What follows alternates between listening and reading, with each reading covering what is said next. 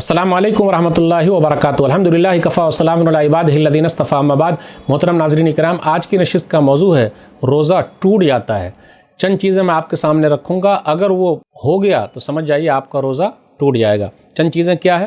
ایک مسئلہ تو یہ ہے کہ اگر کسی نے اپنی بیوی سے دن میں جمع کر لیا، مل لیا، اور اس کو پورے مسئلے مسائل معلوم ہیں تو اس کا روزہ ٹوٹ جائے گا۔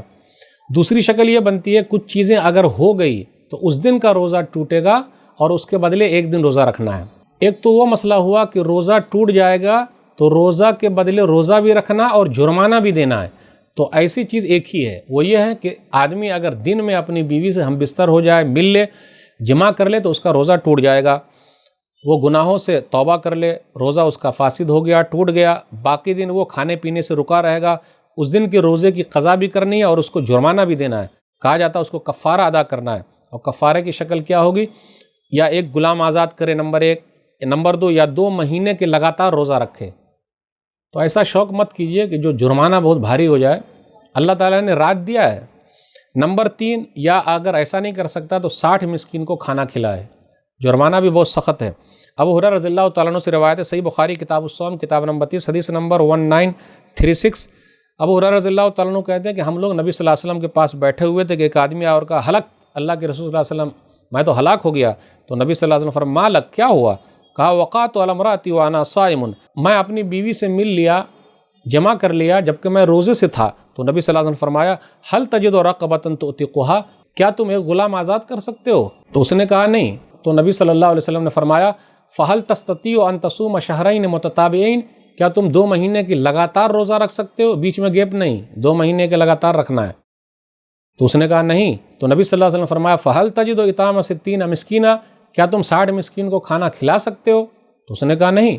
نبی صلی اللہ علیہ وسلم تھوڑی دیر رکے رہے، ابھی اسی حالت میں بیٹھے ہوئے تھے کہ آپ صلی اللہ علیہ وسلم کے پاس کھجوروں کا ایک بڑا ٹکڑا لایا گیا۔ تو آپ صلی اللہ علیہ وسلم فرمایا این السائل، ارے سوال کرنے والا کہاں ہے؟ تو سوال پوچھنے والے نے کہا ہاں اللہ کے رسول، میں حاضر ہوں۔ تو آپ صلی اللہ علیہ وسلم فرمایا خذ ھذا فتصدق بہ، جاؤ اس کو لے جاؤ اور صدقہ و خیرات کر دو۔ تو اس نے یہ کہا الا افقر منی یا رسول اللہ، اللہ کے رسول صلی اللہ علیہ وسلم کیا مجھ سے بھی زیادہ کوئی فقیر ہے؟ فواللہ ما بین لابتیہ اہل بیت افقر من اہل بیتی، اللہ کی قسم مدینہ کی ساری آبادی میں کوئی گھر میرے گھر والوں سے زیادہ محتاج نہیں ہے، میں ہی سب سے بڑا محتاج ہوں۔ غور کیجئے، بڑا محتاج ہے، فقیر ہے، اور پھر بھی کیسا کام کر لیا۔ رسول اللہ صلی اللہ علیہ وسلم مسکرائے، یہاں تک آپ صلی اللہ علیہ وسلم کی داڑھیں نظر آنے لگی، مسکرائے۔ پتہ یہ چلا مسکرانا بھی چاہیے۔ بہت سارے لوگ مسکراتے نہیں، مولانا لوگوں کو سمجھتے کبھی ہنسنے کا نہیں، مسکرانے کا نہیں۔ نبی صلی اللہ علیہ وسلم مسکرائے تو آپ صلی اللہ علیہ وسلم فرمایا اطعمہ اہلک، جا اپنے گھر والے ہی کو کھلا دے۔ میرے بھائیوں، اگر مرد نے زور زبردستی کی ہے اور عورت مجبوری میں راضی ہوئی ہے تو اس کے اوپر کفارہ نہیں ہے، لیکن مرد کے اوپر کفارہ ہے کہ وہ ایسا کرے گا اور اس کے بدلے روزہ بھی رکھے گا۔ لیکن عورت بھی شامل رہی، اس کی بھی رضا ہے، اس کی بیوی کی رضامندی ہے، تو دونوں کو الگ الگ کفارہ دینا پڑے گا۔ اب آئیے، روزہ ٹوٹ جائے گا، اس کی دوسری شکل کیا ہے کہ صرف اس دن کے بدلے رمضان کے بعد روزہ رکھ لینا ہے، کفارہ نہیں دینا پڑے گا، جرمانہ نہیں دینا پڑے گا۔ جرمانے کا لفظ میں سمجھانے کے لیے بول رہا ہوں، کفارہ نہیں دینا پڑے گا۔ نمبر 1، جان بوجھ کر کھا پی لیا تو اس کا روزہ ٹوٹ جائے گا۔ پھر اسی طریقے سے بغیر کسی بیماری اور عذر کے اس نے روزہ چھوڑ دیا، لیکن روزے کا انکار نہیں کرتا ہے، لیکن روزہ چھوڑ دیا۔ نبی صلی اللہ علیہ وسلم نے فرمایا ایسا آدمی جو بہانہ بناتا ہے یہ عذر اس کا قابل قبول نہیں ہے، اس کو چاہیے کہ وہ روزہ رکھ لے اگر کسی دن چھوڑ دیا ہے تو۔ صحیح بخاری کتاب الصوم کتاب نمبر 30 باب نمبر 29، ابو ہریرہ رضی اللہ تعالیٰ عنہ بیان فرماتے ہیں من افطر یوما من رمضان من غیر علت ولا مرض لم یقضہ صیام الدہر، جس نے رمضان کا ایک روزہ بھی بغیر کسی علت کے، بغیر کسی بیماری کے چھوڑ دیا، پورے زمانے تک، پورے سال تک روزہ رکھے، کافی نہیں ہوگا۔ تو بڑی اہمیت ہے، معمولی نہ سمجھیں۔ پھر اسی طریقے سے اگر حیض یا نفاس یا عورت کے ساتھ مسئلہ ہے، مہینہ آ گیا یا ڈیلیوری ہو گئی تو اس کا روزہ ٹوٹ جائے گا۔ الیس اذا حاضت لم تصلی ولم تصم، صحیح بخاری کتاب الحیض کتاب نمبر 6 باب نمبر 6 باب ترک الحیض الصوم حدیث نمبر 304، کیا ایسا نہیں ہے کہ حائضہ عورت نماز نہیں پڑھتی پھر اسی طریقے سے روزہ بھی نہیں رکھتی؟ تو عورتوں نے کہا کہ ہاں، پھر اسی طریقے سے اگر جان بوجھ کر جس نے قے کر دیا، جان بوجھ کر قے کیا، خود سے قے ہو جائے تو روزہ نہیں ٹوٹے گا، لیکن جان بوجھ کے انگلی ڈالنا منہ میں اور قے کر رہا ہے تو اس دن کا روزہ ٹوٹ جائے گا، اس کے بدلے اس کو ایک روزہ رمضان کے بعد رکھنا پڑے گا۔ سنن نبی داؤد کتاب الصیام کتاب نمبر 14 حدیث نمبر 2380 وَإِنِ اسْتَقَاءَ فَلْيَقْضِ، جان بوجھ کے اگر اس نے قے کر لیا تو اس کا روزہ ٹوٹ جائے گا، اس کو چاہیے کہ پورا کرے۔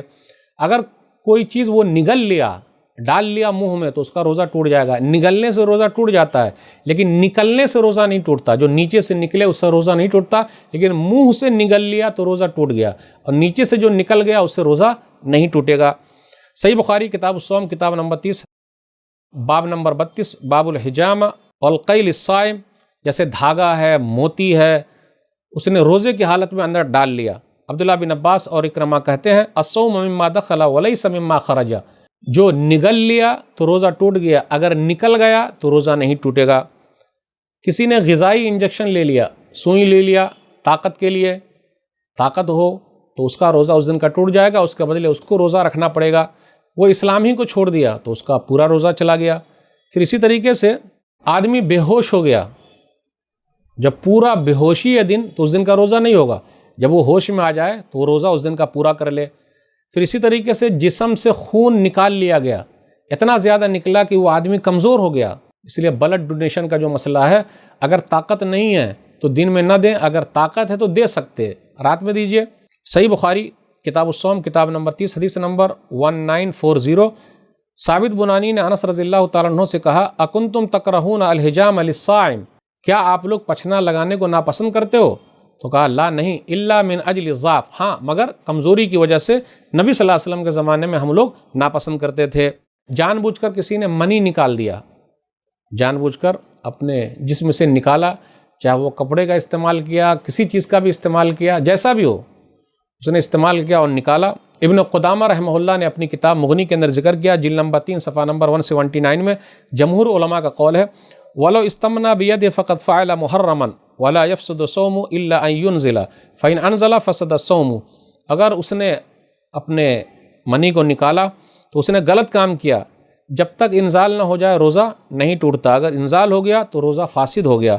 ایسے لوگوں کو چاہیے کہ وہ صبر کرے، کیونکہ روزہ خواہش کو توڑنے ہی کے لیے، تو اگر جان بوجھ کر ایسا کر لیا ہے اور اس کا نکل گیا تو اس دن کا روزہ ٹوٹ جائے گا، لیکن کچھ علماء کہتے ہیں نہیں ٹوٹے گا۔ لیکن اگر خود سے کسی کا نکل گیا، کیونکہ وہ سویا ہوا ہے، نکل گیا تو کوئی حرج کی بات نہیں۔ تو یہ چند باتیں تھیں، سترک رہیے گا، روزہ ٹوٹ جاتا ہے، اس کے بارے میں شروع میں لگتا ہے کہ بھائی ایسا ہو گیا ویسا ہو گیا، تو مسئلے مسائل جان لیجئے۔ یہ چند باتیں تھیں، اللہ سے دعا ہے کہ اللہ تعالی ہم لوگوں کو کتاب و سنت پر چلنے کی توفیق دے، ہمارے روزے کو قبول فرما لے، آمین۔ والسلام علیکم ورحمۃ اللہ وبرکاتہ۔ آپ اپنی زکوٰۃ، صدقات اور عطیات دیے گئے اکاؤنٹ نمبر یا QR کوڈ سکین کے ذریعے یا پھر گوگل پے کے ذریعے بھی بھیج سکتے ہیں۔ مزید جانکاری کے لیے دیے گئے نمبر پر رابطہ قائم کریں۔ سپورٹ البر۔